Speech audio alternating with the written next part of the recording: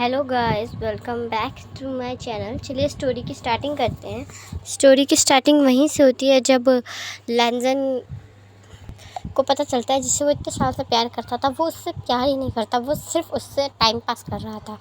जिसे देखकर उसको काफ़ी ज़्यादा बुरा फील होता है, काफ़ी ज़्यादा वो हर्ट हो जाता है और अपने मॉम डैड को याद करते वो ये भी कहता है कि अगर वो चले गए थे तो क्यों उससे अपने साथ नहीं लेके गए, क्यों उसे यहाँ अकेला इन मतलबी लोगों के बाद छोड़ गए जे इस पूरी दुनिया में उसके पास कोई नहीं है, कोई भी नहीं है। यहाँ से सीन शिफ्ट होता है और प्रेजेंट का दिखाया जाता है जब लैंजन विंग के दिए गिफ्ट को अपने रूम में लेकर चला जाता है और बहुत ही प्यार से संभाल के रख देता है क्योंकि वो बहुत ही प्यारा और कीमती नेकलेस था, तो उसे ऐसे ही कैसे पहन सकता था और ऐसे ही कैसे खो सकता था।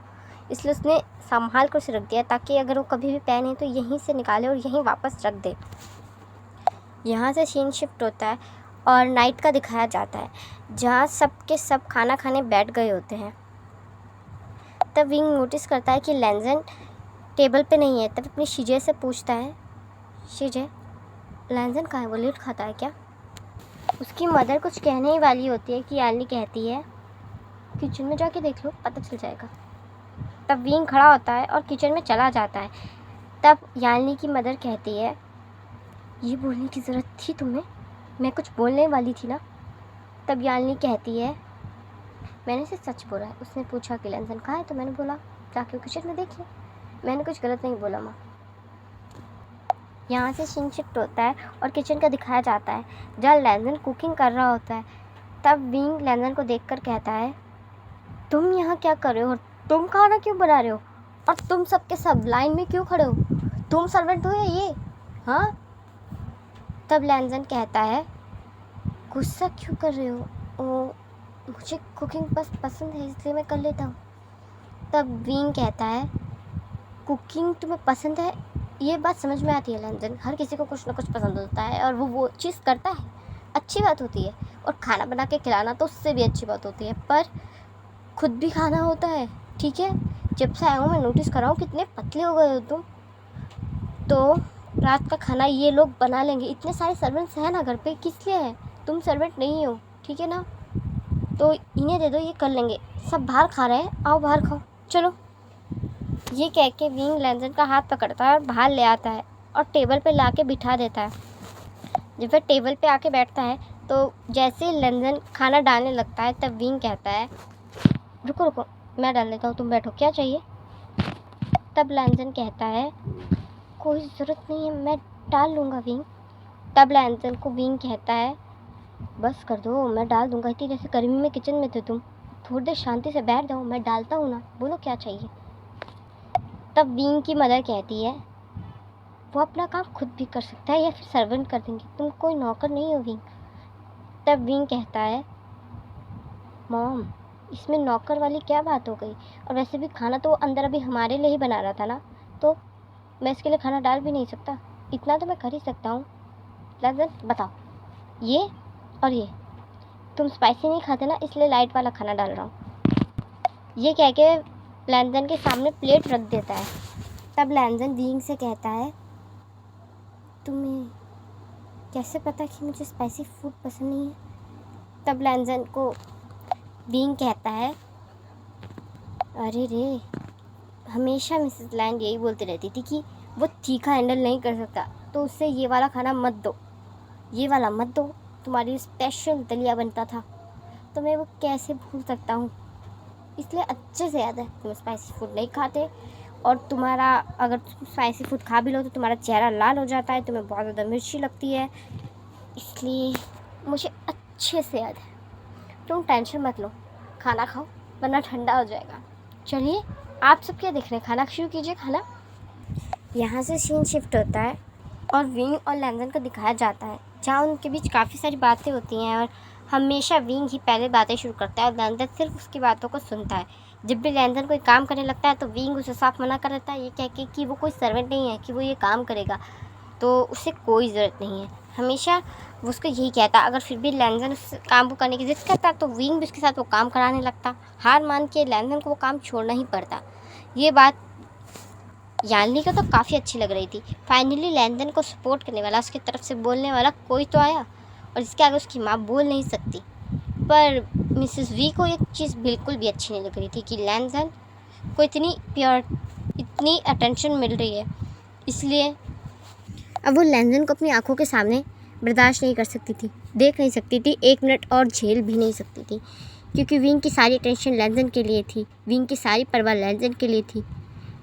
वो जब से यहाँ आया था सिर्फ और सिर्फ वक्त लैंजन के साथ बिता रहा था, और ये बात मिसेस वी को बिल्कुल भी पसंद नहीं आ रही थी।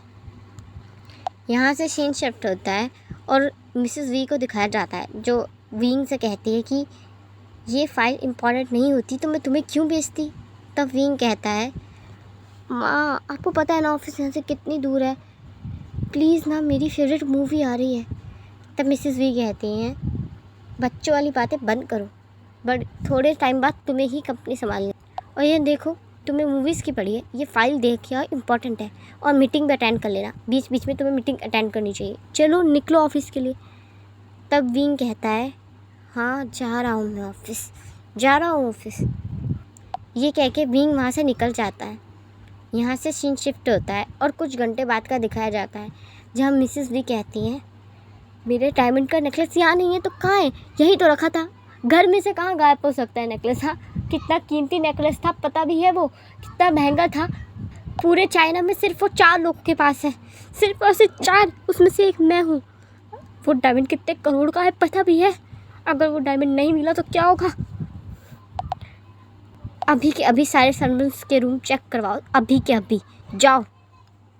यानी अपनी मदर से पूछती हैं तो उसकी मदर बताती हैं कि उनका कीमती नेकलेस चोरी हो गया, जिसे सुनकर याली भी थोड़ा परेशान हो जाती हैं और उनके साथ मिलकर नेकलेस ढूंढवाने लगती है। जब सारे सर्वेंट्स के रूम में चेक करने के बाद भी नेकलेस नहीं मिलता तो मिसेस वी कहती हैं, लैंजन का रूम चेक किया।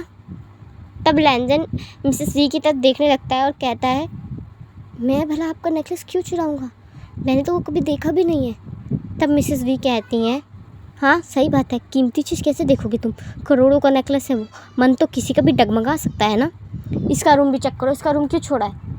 तब याली कहती है, माँ क्या कह रही हैं आप, वो क्यों चुराएगा आपका नेकलेस, और अगर ऐसा ही है तो फिर मेरे रूम में भी चेक करवाइए, विंग के रूम में भी चेक करवा लीजिए और जेनचन के रूम में भी चेक करवा लीजिए, फिर तो तीनों के रूम में चेक करवाइए। तब मिसेस वी कहती हैं, यालनी ठीक है, मैं तुम तीनों को अच्छे से जानती हूँ, तुम कैसे हो कैसे नहीं, पर इसके बारे में मुझे क्या पता ये कैसा है और कैसा नहीं। हाँ इसका रूम चेक करो। जैसे ही यालनी कुछ कहने वाली होती है तब लैंजन कहता है, शीजे रहने दीजिए, आप रूम चेक कर लीजिए, जब मैंने चुराया ही नहीं है तो मैं डरूँ क्यों, जाइए कीजिए रूम चेक, मैंने वो हाल नहीं देखा इससे पहले, ना ही मैंने चुराया है। जब लैंजन के रूम की तलाशी की जाती है तो रूम में से ही नेकलेस निकलता है, जिसे देखकर लैंजन हैरान हो जाता है और कहता है, आई स्वेयर मैंने ये नेकलेस नहीं चुराया, मैंने इससे पहले देखा भी नहीं था, कसम से मैंने ये नहीं चुराया। तब याली कहती है, हाँ मदर ये सही कह रहा है, वो चोर नहीं हो सकता, मैं यकीन करती हूँ, मैं मानती हूँ ये चोर नहीं हो सकता, शायद किसी ने उसे फंसाने के लिए वहाँ रख दिया हो, ये भी तो हो सकता है। तब मिसेस वी कहती है, किसने फंसाने के लिए रखा इसे, हाँ तुम्हें कहती हो ना ये बहुत ज़्यादा अच्छा है, तो इसकी किससे दुश्मनी, इसी ने चुराया होगा, ये नीयत बदल गई होगी इसकी, है ना, करोड़ों का हार देखकर। तब लैंजन कहता है, आप ये क्या कह रही हैं, मैंने सच में नहीं चुराया ये, क्यों कोई मेरी नहीं सुनता, मैंने नहीं चुराया ये।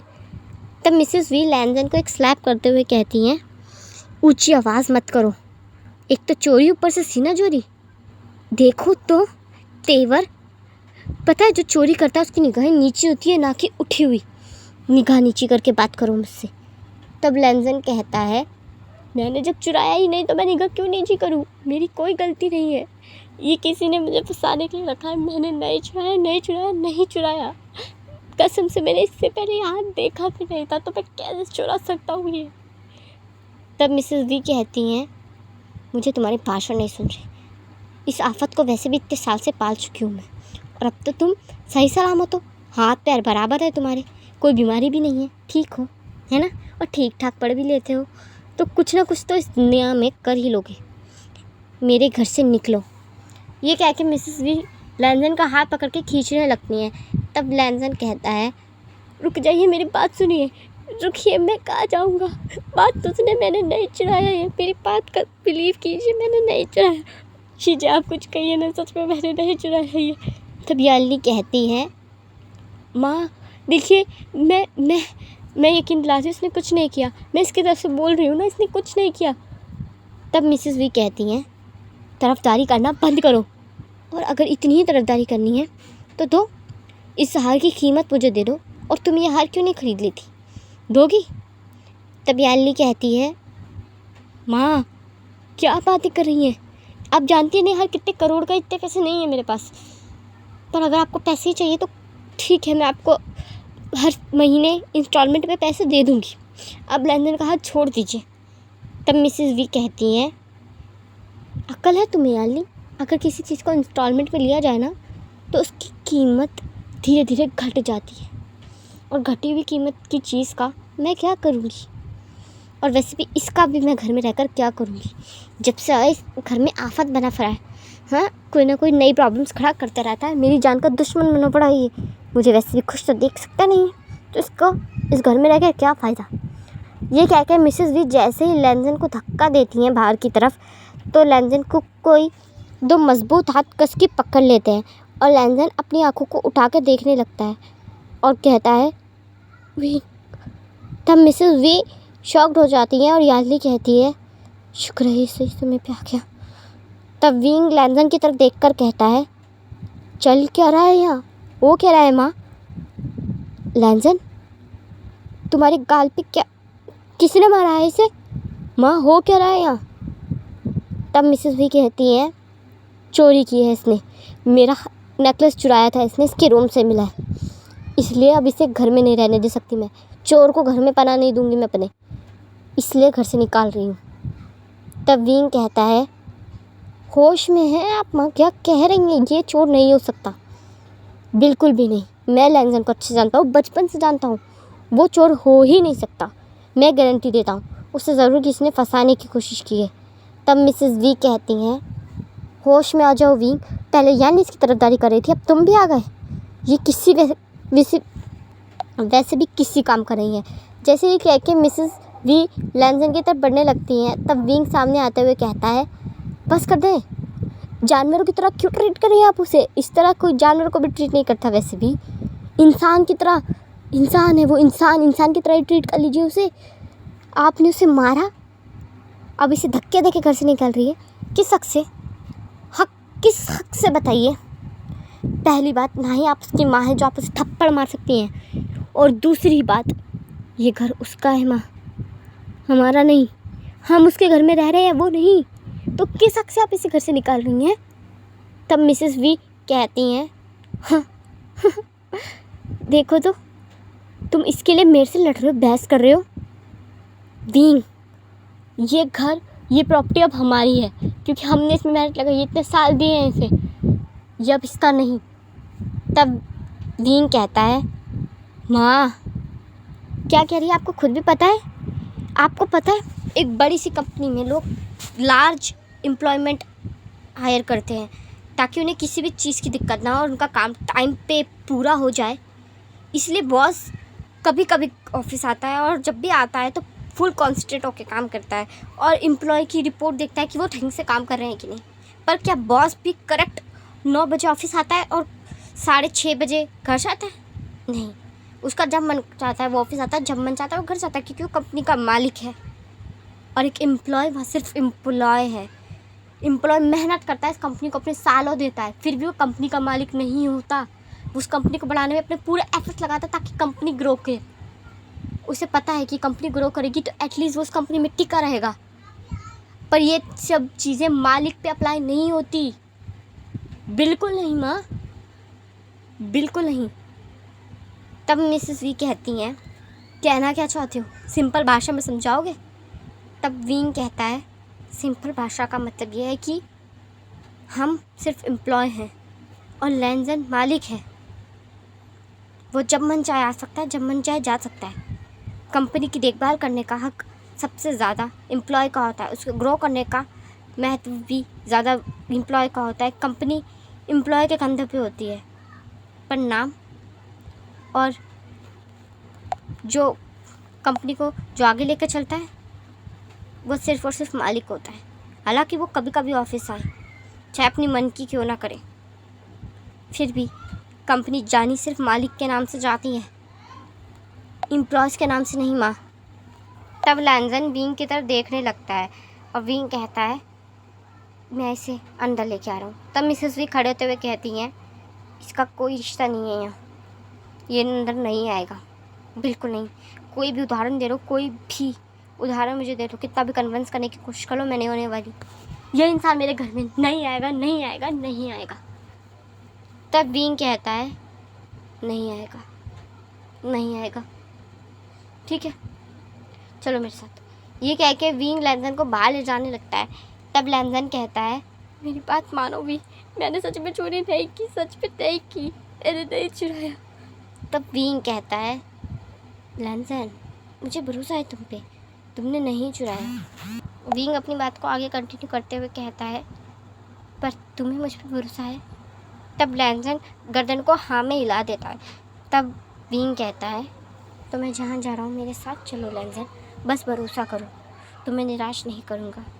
ये कह के विंग लैंजन को प्यार से गाड़ी में बिठाता है और गाड़ी को चलाने लगता है। लैंजन से विंग को देख रहा था पर उसे समझ नहीं पा रहा था कि उसके दिल और दिमाग में क्या चल रहा है। चलिए गाइस, मैं इस पार्ट को यहीं एंड करती हूँ। आपको ये पार्ट कैसा लगा मुझे कमेंट में ज़रूर बताइएगा। चैनल को सब्सक्राइब कर दीजिएगा, वीडियो को लाइक कर दीजिएगा।